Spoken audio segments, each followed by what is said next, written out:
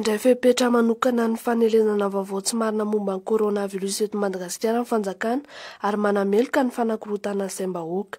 Nanamafy ny sekreteram-panjakana miadidiny zandarmaria ny JLI Richard Ravalomanana fa taorian'ireo fitiliana natao tamin'ireo olona ray maso ara-pahasalamana dia mbola tsy nisy hatreto ny fambara fa efa tafiditra eto amintsika ity tsimokaretina ity.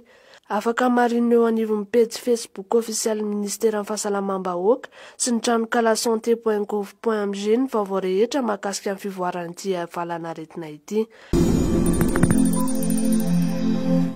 Mihamana lavitra ny morontsiraka Madagasikara, ilay rivo-doza Herold na dia efa nosokajina ho cyclone tropical aza.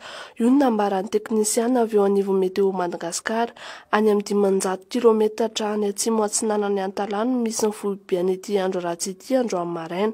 Mitondra rivo-doza mihoatra ny 20 kilometatra isan'ora izy ary arahana tafiotra mahatratra ny 70 kilometatra isan'ora.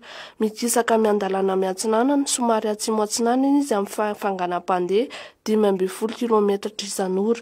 Tsy misy fiatraika amin'ny vantana amin'ny toetrandro eto Madagasikara Herold raha ny fanampim-baovao nomeny avy eo amin'ny meteo Madagasikara. Arak'izany dia ny foana ny filazana loza ho an'ireo faritra naharay izany.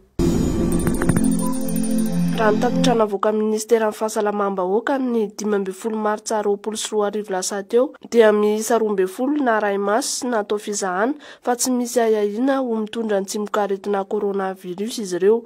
Mpandeha 7 kosa no mbola haray maso eny amin'ny hopitaly ny Anosiala. Eny Mahamasina ihany koa dia miisa 17 hafa arahin'ny mpitsabo akaiky raha 4 kosa ireo olona haray maso any an-tranony.